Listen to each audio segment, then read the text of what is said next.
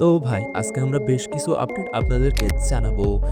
একদিকে দেব শুভশ্রী করল নতুন রেকর্ড, অন্যদিকে শাকিব খানের তুফান 2 আসতেছে অবশেষে। কি বলল রায়হান রাফি? আরেকদিকে আছে পা 3 তে নাকি সালমান খান। তো এক করে আপডেটগুলো শোনা যাক। তো শুরু করা যাক। একদিকে দেব শুভশ্রীর 'দেশু 7' আসতেছে আমরা সবাই জানি। যে এই সিনেমাটা নিয়ে আমরা কতটা এক্সাইটেড সবাই আমরা সোশ্যাল মিডিয়ায় দেখতে পাচ্ছি। এবং এই সিনেমার তারা লাইভে এসে অ্যাডভান্স বুকিং খুলে দিয়েছে ১০ মাস আগে এবং ১০ মাস আগে হাউসফুল হয়ে গেছে। এটা একটা ওয়ার্ল্ড রেকর্ড।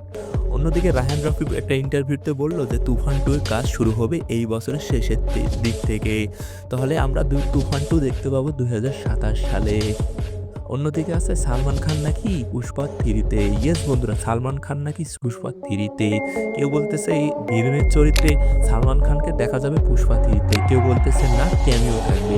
আসল ঘটনাটা হলো যে ক্যামিও থাকতে পারে। কারণ সালমান খান এমন একটা বড় অ্যাক্টর, সে কখনোই একটা ভিলেনস ক্যারেক্টার করতে চাবে না এবং সে কখনোই ভিলেন হতে চাবে না। সেজন্য সে ছোট্ট একটা হয়তো ক্যামিও থাকবে বা বিশাল বড় একটা ক্যামেও থাকতে পারে। তো আপডেটগুলো আপনাদেরকে শুনে কেমন লাগলো অবশ্যই কমেন্ট সেকশনে জানাবেন। তো বাই, বাই।